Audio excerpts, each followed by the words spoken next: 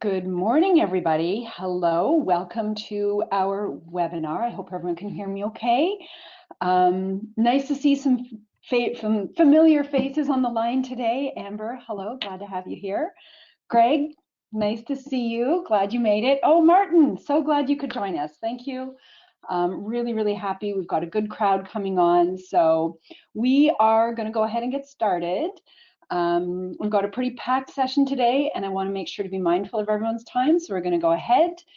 I see a few folks from overseas, so thank you. Good afternoon for joining. Otherwise, for the rest of you, happy morning. It's nice and sunny here in Montreal today, so I'm really excited about the weather. So just a quick informal poll here. If you can just raise your hand on the panel there. Really interested to see who has already started using GPT, ChatGPT, has played around with it. I'm sure many of you have already. You can flip to the agenda, thanks. I'm sure many of you have, so I see a couple people raising their hands there. So it certainly has taken us by storm, and we're all trying to figure out what to do with it. So you are here for the right place, because we are here to talk today about everyone's favorite topic, ChatGPT, and specifically how to design and manage enterprise bots made with ChatGPT with confidence. So we have some pretty strong expertise on the line today. We've got Jay Athia. He's the Senior Director of Customer Success here at Wysdom. Raise your hand, say hi. He oversees the customer success team, and he also has a number of years experience managing chatbots for our customers, and more recently, he helps us get in front of all of our new customers and gets them up and running. We also have Tarek Bethune, Senior Conversational AI Specialist. He gets hands-on with many of our customers, helping them navigate an optimization cycle to improve the performance of their bot, delivering some really great experiences. And he's going to be here today. He's going to get under the hood and give you a demo of some of the things that we've got going on. And myself, Heather Black, VP Marketing, I'll just be in the background for most of the session. If you have any technical issues or if you have questions, then you'll be able to let me know, and I'll be here responding. So to set the stage, we're going to introduce Wysdom in case you're new and you don't know who we are. I'll give a quick couple of slides there, and then we'll get going with the content, starting with the future of the contact center. That is an AI-first contact center. Then we will have Tarek show us an LLM-powered virtual agent. He's going to highlight some of the gotchas with those kinds of virtual agents that you need to be aware of. And then he's going to give you some strategies and a plan that you can activate right now to get started on a GPT-enabled virtual agent. And then we're going to pivot over to Operations Center. Bot analytics software. We just launched some really innovative functionality, so we're going to give you a quick look at that, powered by GPT, so Tarek is also going to run through that. And then finally, we're going to do an open Q&A. The session will be recorded and shared, so there's a lot of material. If you want to be able to go back and get anything, you'll be able to listen to it on demand. Next slide, please. So just really quickly, if you have a question, just navigate over to the panel on the right side, open up the questions and chat it in. I'll see them, I'll be manning the station, and I'll be able to get back to you with anything you might have. With that, I'm going to hand it over to Jay. Thank you, Heather. Hi, everyone. Good to see you all on the call today. Thanks for taking some time out of your day to spend with us. We'll start with an introduction to Wysdom, who we are. But of course, I won't bore you with that sort of pitch. We'll get into the GPT and the large language model discussion, which is why you're all here today. But to start, just to set some context of who we are, what we do. The way we sort of think about ourselves is we help make chatbots better or greater, and we do that in two different ways. We're not the platform. I want to be very clear. We're not your Einstein, a Google Dialogflow, Raza, you name it. Many, perhaps hundreds, if not thousands of conversational AI platforms out there. What we do is we provide the analytics around chatbots and voice bots, and we provide the services to help make these bots better. So a typical engagement might be one of our clients have a small bot team. They've already purchased the software, maybe one that's part of their cloud platform of choice, and they sort of sit and they've launched a bot and it's been a little while. And it's okay, it's doing what it needs to do, but certainly could be better and could be greater. And then so, myself, my product, and my team, the operations center is what we call it, come in, pull all of that data in, really sort of decompose what's happening and deconstruct what's happening, and be able to make those recommendations on how to improve your voice or chatbots. So we do that through the software, and we do that through the team, depending on what's required. So I thought that might help us frame, so what we do and how we help our other organizations make their bots even stronger, again, with the software and some with our expertise. So I'm curious, of those on the call, we've got a good number. How long have you had your chatbot today? I've already talked about, we work with those typically, at the infancy, so just launched. But in some cases, we go and work with those that have been around for more than a year. So really curious, love to see who's in the audience today and where you are in your chatbot life. I'll wait a couple seconds here and let everything come in. Looks like most in market, at least so far, but the vast majority over a year, which is really interesting to see. Okay, great. Got a good number of responses. Great to see most have been around for a year, and that's interesting. So a lot of my clients today, except for a few that have kind of signed up in the last couple months, have been working in the space for well over a year, and it's a timely webinar you've chosen to attend. Every single one without fail are talking about, hey, we've heard about this ChatGPT thing. What do we do? How does it augment our program? Does it completely rip apart our program, and do we replace it? Just questions, and I'm sensing a lot of confusion, some anxiety, some simply, hey, we don't know what to do. So it's really interesting to see, just judging by, over 3/4 of the people here today have had their program for more than a year. You're probably all facing similar types of questions from your leadership. So a little bit more about where we focus, which is nicely tied to the audience here today. We've got our launch. So this is where we see the most energy, the most focus go into. What's the right platform? What are the use cases? What are the channels? Is it web? Is it voice? How do we connect to a CRM system or a billing system or any, maybe an app that you have running? All of the focus seems to be there. Where we've focused instead is the right side of the slide here, which is your post-launch. So once this bot's up and running, think about this as your agents. You've skilled up your agents, they're ready to go. Post them on the phones or on the chat.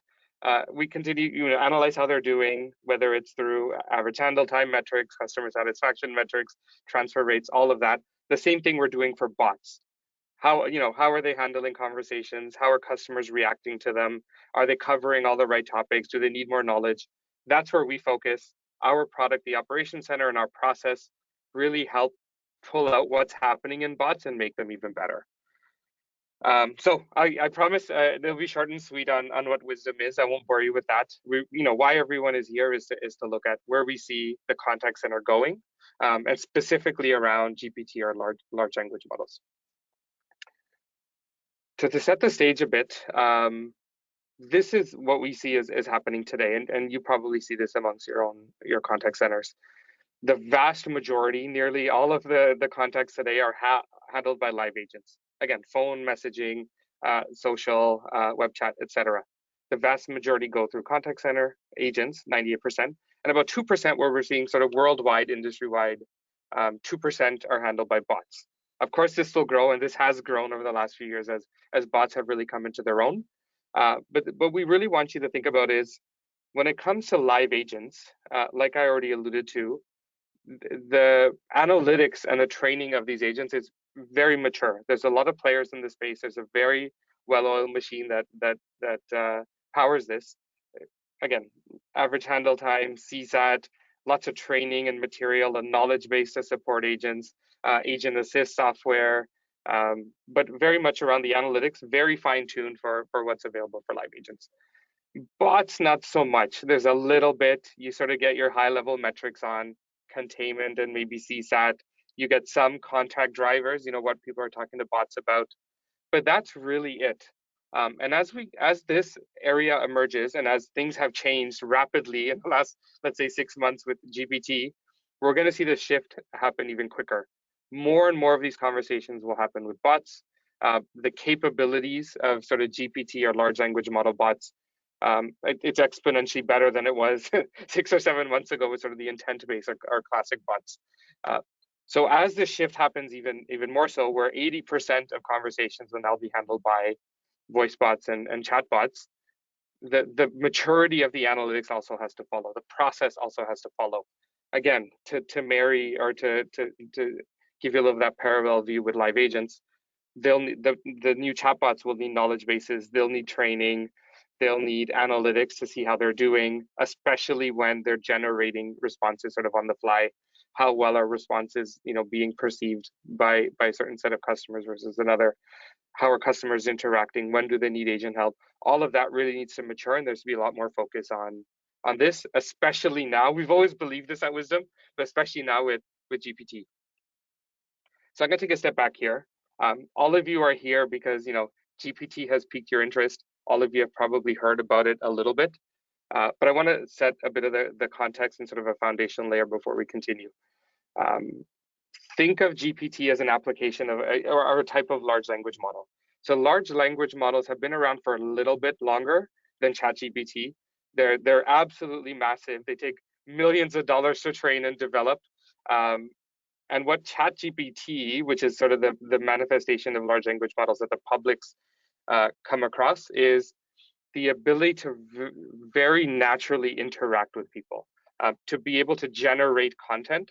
And it's really interesting. I came across this one story where the folks at OpenAI don't actually know how it's doing some of the things. It doesn't know how it's being able to predict code at such an incredibly accurate rate, which is maybe scary and powerful at the same time. But I think the bottom line is, when we're talking about large language models, ChatGPT is sort of one manifestation of it, but there's many others. So moving forward in our discussion today, we'll be referring to LLMs, or large language models in general, not necessarily just ChatGPT. But of course, all of the concepts we present apply to those like ChatGPT or the underlying model called GPT. So some neat things we've seen with large language models, or ChatGPT specifically, is it's been able to take the understanding of natural language up, perhaps years and years out from where we were 6 or 7 months ago. And not just understanding language, but it does so well at summarizing and generating new content. Translation, for example, does exceptionally well. If you're running bots, like the vast majority of you are on the call today, and you're measuring natural language understanding, 95 or 96% for the sort of traditional models is essentially the cap. You can get a little bit more if you kind of be creative and squeeze a bit out, but virtually you kind of hit 95 or 96% natural language understanding, and it's diminishing returns from there. Whereas with the large language models, it's virtually 100%. You can get it to answer almost anything. It does call out where it doesn't understand, but it happens far less often than our traditional models. And then what I think the last two bullets, which I think are the most exciting, is in terms of an industry or the way we interact with machines, the power of the large language models means conversations are the new user interface. And one example really jumped out for me was, you probably have heard ChatGPT's releasing sort of plugins. So large organizations like Netflix or Expedia or Coursera can plug into ChatGPT and use that to power their offering. So with Expedia, instead of what I do perhaps every week, going on looking for the next vacation, is sort of go in, look for flights, really toy with it and kind of figure out, hey, what dates kind of work out in terms of pricing. Then look at hotels. Oh wait, the hotel's a bit pricey. Go back and forth. But instead, with this conversational layer, you just tell it what you want it to do. Here's my budget. Here's how many people are coming. Give me a hotel in this range. Basically, package it up for me, and the conversation helps serve that back to us. Instead of you poking around with the website and going back and forth, you now just speak to it, and it gives you the answers, and it helps you close the sale. So that's what I mean when I talk about conversations being the new user interface. With the power of the large language models, this means that's now possible. You can give it an enormous amount of information. You can tell it exactly what you need, and it'll give you, probably better than a website, something that matches your exact needs, which is pretty cool. But with all that, oh, it went the wrong way. Oh, it skipped one. With all that, there's of course the bad, and Tarek in a minute or two is going to come on and talk about this. But I like to use the example of my 6-year-old in this case with the example of hallucinations. So my 6-year-old daughter, she thinks she knows everything. She doesn't have sort of a blind spot. She doesn't know what she doesn't know, so she thinks she knows it all. And large language models are very much the same. Given the vast amount of information you've given them, no matter if you kind of ask it the most oddball question, um, it thinks it knows the answer, and it gives you that answer with the utmost confidence. So my 6-year-old, same thing. I can say, hey, what do you think? Has Santa Claus ever met unicorns?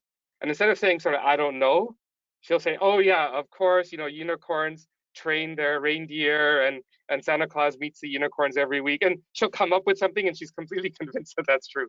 And it's the same thing with large language models. Hallucinations happen, and you need to give it the context or the prompt and some of the fine tuning and some of the training to make sure that this gets reduced.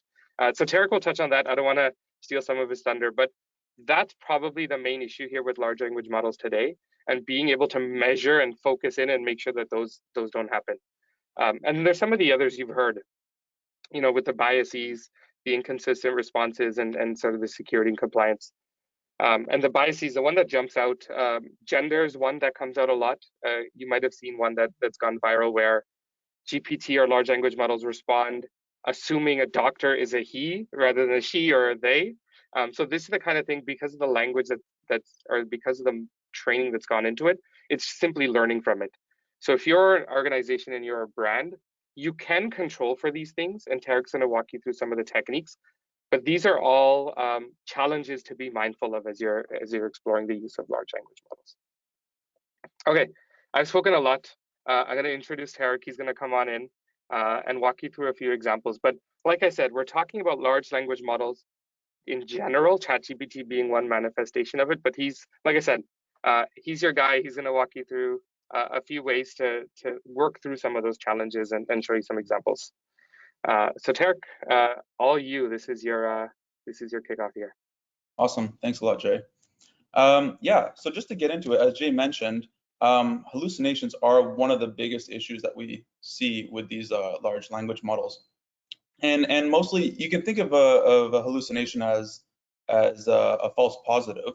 And a false positive is one of the current market metrics that we use. And really it's when the bot seems to understand what the user was talking about, it understands the query, it understands the context, and so it outputs a solution. However, right now with false positives, it's really clear to the user to recognize, hey, this was not the answer to my question, although it was an answer. However, LLMs take it to another level because they do answer with what seems to be the correct information, so the user has no reason to kind of doubt what they're getting, and although it could be completely wrong. So they might follow it blindly and later down the road find out that that was inaccurate. Prompt issues, that's another aspect that we see with these LLMs is the prompt really defines who the bot is, how it behaves, it gives it a personality, a tone. Without getting these prompts correct, you'll run into the bot giving negative, confusing experiences. You could run into some major PR nightmares. And lastly, there's bad training. So LLMs come pre-trained, but they don't focus on or have curated training on the specifications of your business. This is where a specialist from your side needs to come in and focus on building the training that the LLM can utilize along with its general knowledge to provide accurate information to the user in the way that you would like it to. Next slide. I just wanted to give a couple examples here of hallucination. So like I mentioned, it's one of the bigger problems with generative AI.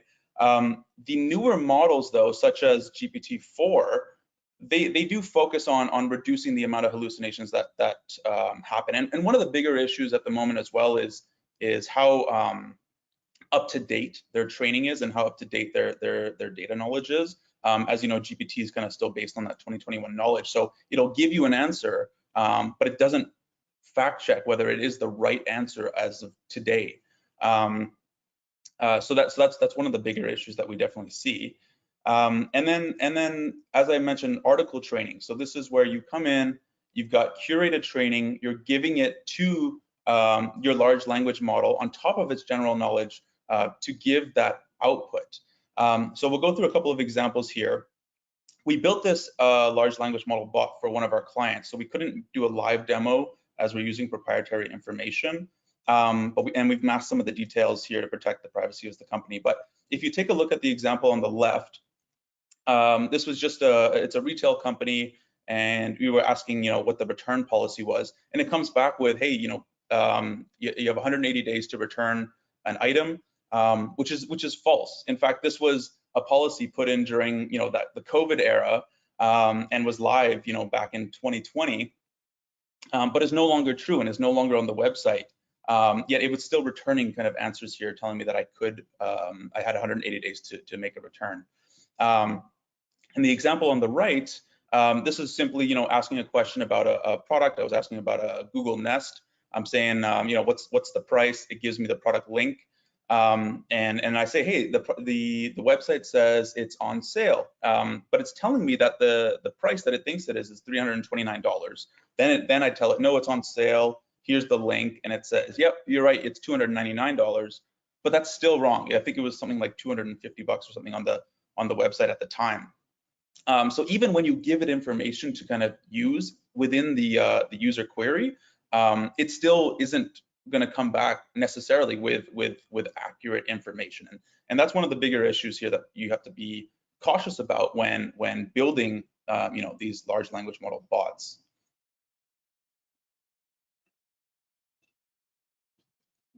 Next slide, Jay.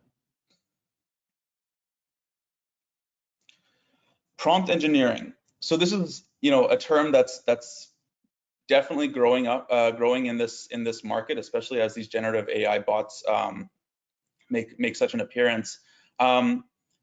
Really, so prompt engineering, it's not just about ensuring your bot avoids hallucinating. Though it's an important aspect, there are other areas you need to think about, such as the language, the tone, the length of your responses, any requirements that you want to be captivated in a response, like including a web link when answering a product question.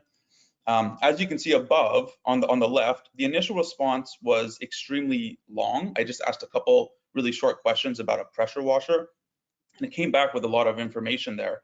And a lot of it was unnecessary, right? It was very conversational. It was giving me more than I asked for, which is great if you're using a bot like ChatGPT. If you're on ChatGPT and it's kind of giving you all the information that it can, great. But when you have a chatbot kind of working as a customer service rep for your company, or per se, you need to make sure that, number one, users aren't going to get, let's say, bored or frustrated by having to read too much, and it's not going to kind of give up more than it needs to. You want direct information, accurate information, and conciseness.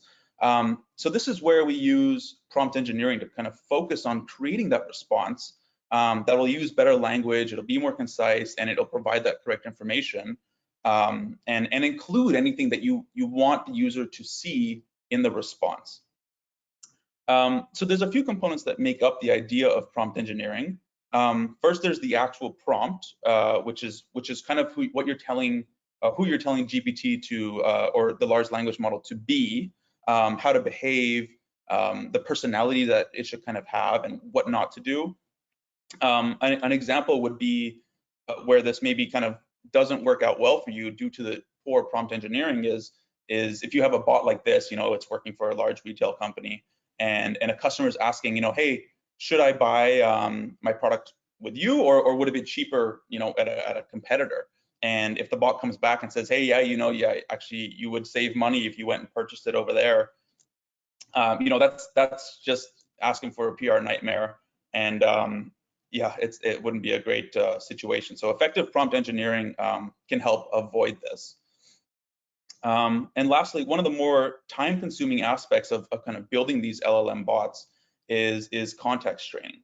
So as I mentioned, the models come pre-trained, with whatever company's kind of built it. They have all that conversational training done, general knowledge, it's there.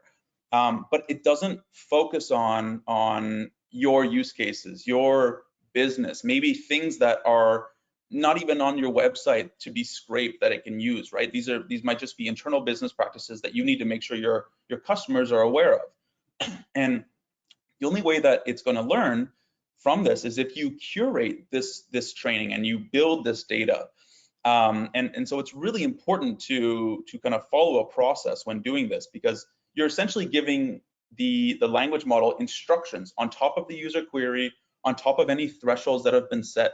You're giving it more information to kind of curate its answer or its output around, so that it's accurate and in line with the brand and in what you want the customer to see.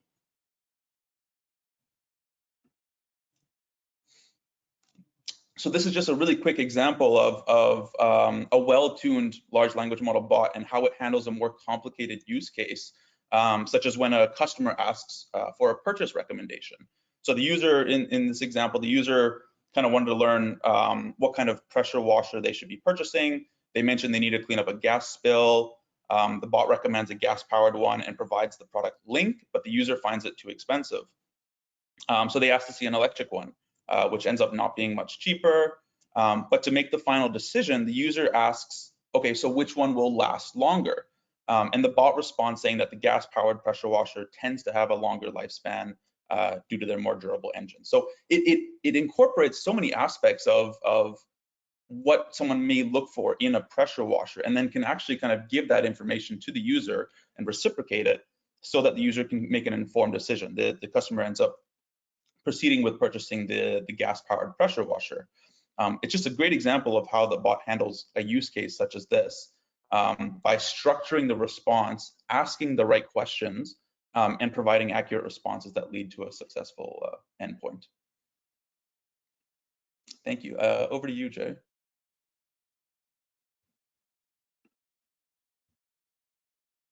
Thanks, Tarek. I'm back here, everyone. So one thing that's come up over and over and over again over the last few months is, this is all really cool. Where do I go? How do I add it? How soon can I start leveraging the benefits of large language models or GPT?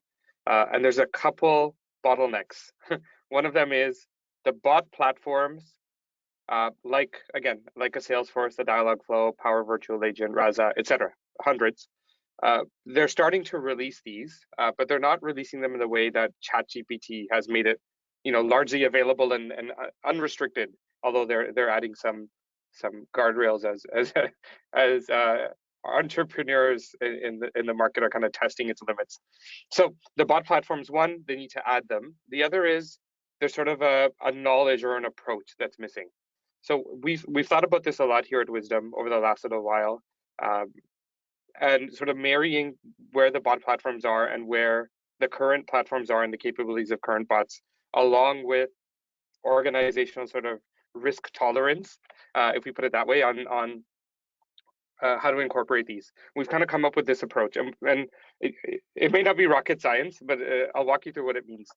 So currently, the vast majority of bots out there at organizations, at enterprise organizations, are what I'll call sort of intent-based bots. So they're ones where in the bot platform, you've defined an intent or a topic, and trained that intent to recognize the user question.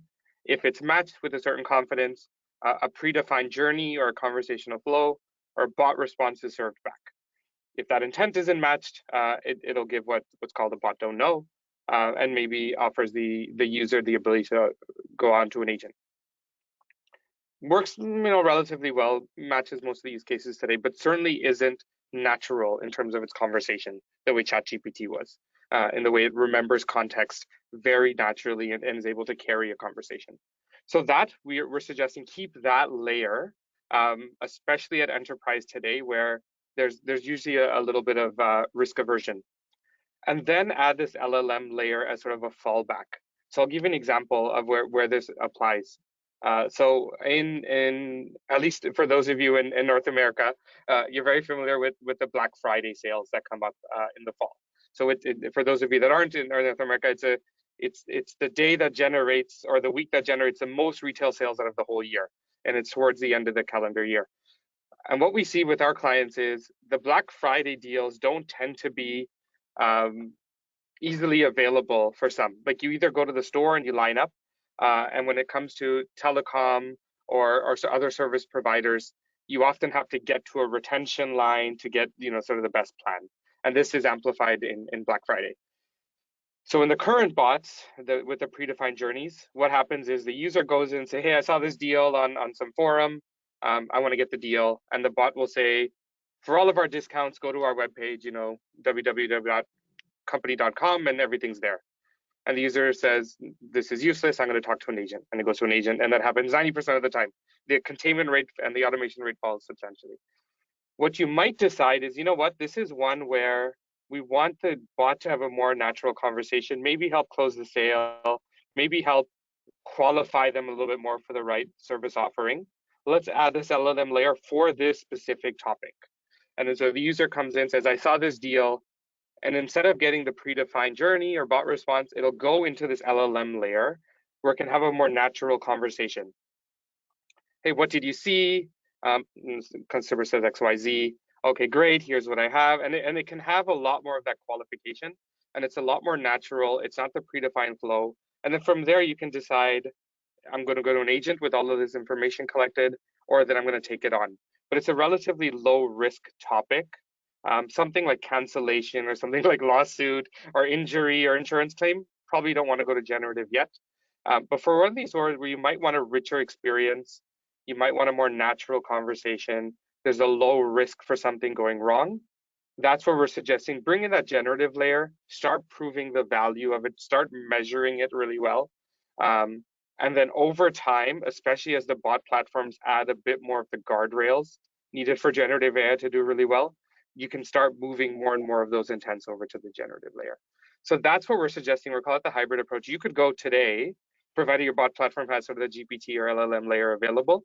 Go today, try it out with a couple of these intents or topics, see how it goes, and start rolling out. We're a bit more cautious with, especially since we work with enterprises, a lot of the financial services, insurance organizations to suggest going and jumping in with 2 feet today on fully generative.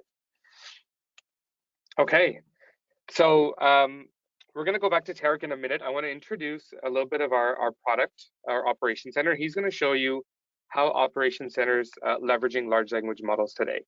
But what this is I introduced it off the top, but it's our product that helps you measure how bots are performing. It helps you understand metrics like automation rates, customer satisfaction rate, customer experience, agent experience, handle time, what other top drivers, etc. All of that is working today. All of our clients use it for their current bots. As GPT and LLM bots start maturing, our Operations Center will grow along with it. So we have metrics coming in for this hallucination rate. We'll have this concept of how far the bot deviates from the brand that's supposed to be presented to a user. It's going to start predicting things like proactive alerting to see if anything's sort of deviating from an expected norm, and starting to help predict the impact of certain changes within a bot itself.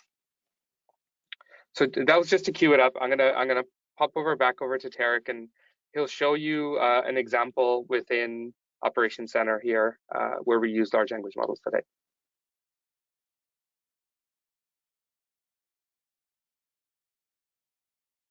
All yours, Tarek. Great, thanks, Jay. Sorry, can you hear me and can you see me? You're good. Excellent. Okay, so yeah, this is just a quick sneak peek into the Operations Center and kind of what it is. But I'm actually going to jump right away to the transcript search section, which is where this summary feature inlays. This section is where we get all the transcripts that come in. You can see them at a high level. You can scroll through them. You can set filters to kind of narrow down on specific transcripts that you may be wanting to look at or conduct a review on. But for the sake of this particular feature, we're going to look at this transcript right here. I'm just going to enlarge it. You can see it's a fairly long transcript. There was bot interaction with customer and then agent interaction. It got handed off, and a discussion there. And it's adequate length in a conversation. So what we've rolled out is this really cool feature where you can kind of click this button right here, and a model will come in and do a quick summary for you, so you can see high level what was discussed in this conversation. So right away it tells you, the customer had a ticket number related to a price match and wanted to know about a $50 gift card. The bot attempted to provide general information but wasn't able to answer the customer's question. They requested to speak to an agent, and then it tells us kind of the agent summary as well. So the agent reviewed the situation, explained that the gift card would be given after the purchase, and helped the customer place the order. The agent also assisted with the gift card request, and the customer satisfied with the service. So these immediately, when a conversation comes in to this section, the summarizer kind of reviews it and then gives you that toggle capability to just at a really high level see what went on in that conversation. And really what it helps us do is analyze transcripts much more quickly. Sometimes when we're focusing our recommendations or our insights, we want to look at issues that are happening. And so instead of kind of manually reviewing entire transcripts, this feature really comes in handy, because we can see, okay, does it match the use case that we're trying to figure out right now, or does it not, on top of the filters, right? So really, really cool feature, really helpful. And yeah, pass it over to you again, Jay.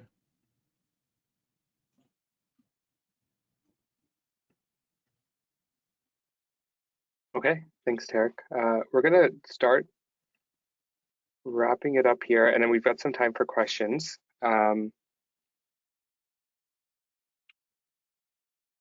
Okay, just making sure you can all see what I'm showing. Okay, so we've got a few key takeaways here, and then we'll wrap up. I saw a few questions come in. Heather will pop back on and help facilitate. So if you got any more towards the end of the call, please put them into the little widget on the side where it says, Q&A. So very much, I think this is probably the most obvious takeaway. Oh, not showing screen. One moment here. I thought it popped up.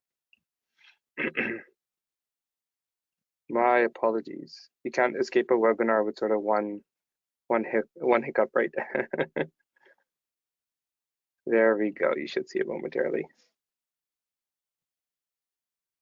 Okay, there we go. Thanks everyone for patience there. It's like any of our meetings today, right? There's always a mute and there's always inadvertent share screen. So the most obvious takeaway, perhaps in the history of webinars, ChatGPT is very much here to stay. Large language models are very much here to stay. The pace of it is phenomenal. My head is spinning. I'm in the space. One week, ChatGPT was out, and it felt like maybe 3 weeks later, they had GPT-4, and it can now interpret images and tell you what's happening in an image. It's just incredible. So my focus, delivering conversational AI solutions for clients is, and helping analyze and make them better is, how do you, what are the bot platforms putting out, and how do we make sure we're putting the right prompting, like Tarek said, fine tuning, making sure we know what we're going to tell the large language model. So with all of these advances, making sure, one, we're telling it the right things, we put the right parameters around it, we're taking it sort of slow and easy and seeing how our customers react, and making sure we're measuring correctly. So that leads us into two. Some of the bot platforms we've seen already, we're working in beta and some of the larger ones, and others have given a demo or a workshop, but aren't out yet. So we expect over the next several months, more and more of these will be released. The ones that are coming out now are very much taking this hybrid approach where it essentially restricts you, and I'm talking about the large sort of enterprise level or the enterprise grade bot platforms, like a Dialogflow or a Power VA or an Einstein. They're coming out with the hybrid approach sort of built in. You have to have your sort of intent-based bot off the top, and you can only really use the large language models as a fallback. The sort of open source or sort of pet projects that people are putting out in terms of bot platforms essentially replicate a ChatGPT where it gives you very little control. But for enterprise, for pretty much every single one of you on the call, the focus should be on what are the bot platforms putting out and what guardrails and what controls and fine-tuning capabilities are going to be having. And the theme, I think, for all three of these takeaways is do this sort of crawl, walk, run. I always trip over trying to say those three words together, but essentially launch them like this Black Friday use case, something narrow, a small, low risk, or maybe high volume, but a low risk topic, something that, it's not so bad if the bot stumbles now and then, and can improve that customer experience.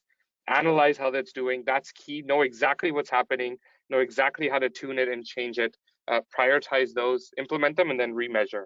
And the little dial or the circle there on the right explains the same. Release, measure, make sure you know what you're looking at, and improve them moving forward. And then continue to add them.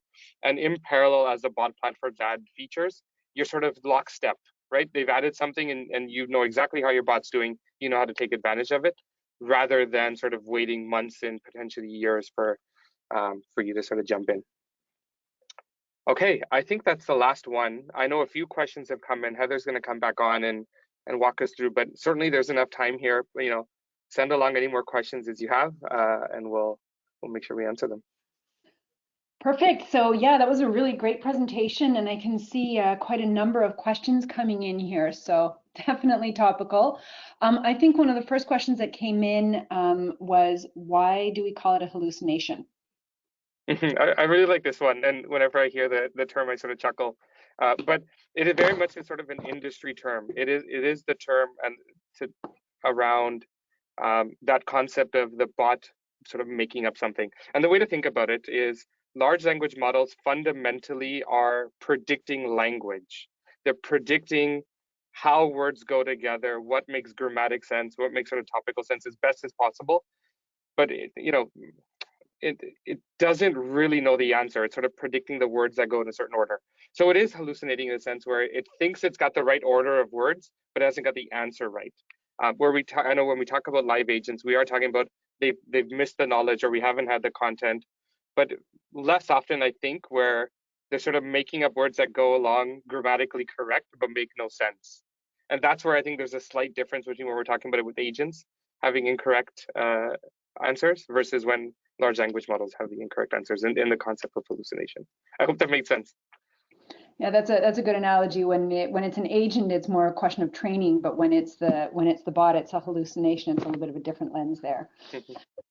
So another question that came in. So we talked about the hybrid model and starting small with different use cases. What are some of the tools that you would recommend to implementing this hybrid approach? Are there some, I guess, bot development platforms that maybe do it a little bit better? I think a lot of them are still in their infancy. We've only really been open up to a couple of the big enterprise ones so far. Others have given demonstrations or given workshops, so we haven't got our hands on them. So I can't specifically recommend one tool over another. What I'd want you to look for is, do they allow you to put, and I'm using this term loosely, guardrails? Do they allow you to control exactly which topics fall back to the large language model? Can I put a fairly complex prompt if I need to in there? Can I do this concept of prompt chaining, where the response that the bot provides is used as context for the next response? All of that I would want to see. It doesn't have to be fully sort of developer level, but again, working primarily with enterprises, I'd want to see some of that. And there's a lot of platforms out there that don't have those yet, and that's where I'm sort of recommending caution with using some of those, because it's going to be very little control around controlling for hallucination, but I think sometimes more importantly, the perception of your brand and making sure it speaks to the voice that you've cultivated, and having those controls to make sure it does speak to that voice is really important. So we've got a couple more questions coming in. I'm going to try to get to them both, but one of them I'm going to take because I think it is really good. What are some of the key metrics that we're tracking in Operations Center? What are some of the KPIs that we're tracking that show that bot improvement? Tarek or Jay, I'm not sure who wants to take that. No, I can, and maybe Tarek, you can add, and maybe give an example of, but high level, it's the three key ones, and then it's the breakdown of all of them. So there's measures of automation, so how well the bots actually respond and resolve a query, not just containment, but did the user actually get the right answer? There's a measures of experience, so how well the customer sort of interacted. Did the bot have to repeat itself? Did the customer try to get different responses? And then there's overall volume. We break all these down, we get into a topic level. So for each topic, what was the automation rate? What's the experience score? And then, a dozen others around bot repetition, handle times. And Tarek, I mean, this is Tarek's life day in and day out. So maybe he can, go into a little bit more detail around some of these as well. And just to quickly mention, I did make you presenter there, Tarek, so you can flash up your screen if you wanted to. Because I think that main screen is a good indicator. For sure. We've got about 30 seconds left before we're up on the 3/4 hour there. Yeah. Can we see it then? You see your screen? Yep. Yeah. Okay, so I guess one of the main ones really that falls into these generative AI is sentiment, right? And one thing we really like to track is sentiment and how it kind of changes throughout a conversation. I have an example here.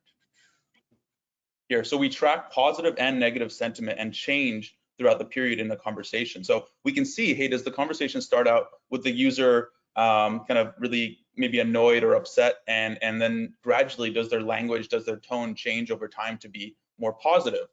These would be signals that we look at that tell us that, hey, the experience that you're giving is a great experience and it's working well. We can also identify negative topics. So sometimes a customer may come in and they just need to figure out how to pay their bill. But sometimes they come in and they might say, hey, look, my product came damaged and I'm really upset. And so we kind of leverage or weigh certain topics a little differently as well, because it's a lot harder to get someone who's upset about a damaged product and have them leave happy than it is for us to kind of someone who comes in who just needs to figure out how to pay their bill and kind of give them an explanation of how to do that. So sentiment is definitely one of the key metrics as well that we track with these large language model bots. Good. I do see some other questions coming in here, but we're up on the 45 minutes and I just want to be mindful of everyone's time. So a couple of you that we haven't answered, I do see them in the platform and we will get back to you with those in a follow-up question over the next day or so. So as mentioned, the presentation will be recorded. And if you have any questions, please reach out to us. We'll certainly be following up as well for those who had questions. So really looking forward to getting you all the information. I think ChatGPT is pretty powerful. It's here to stay, and we're just excited to see where it's going to go. All right. Thanks, everyone. Have a good day. Thank you.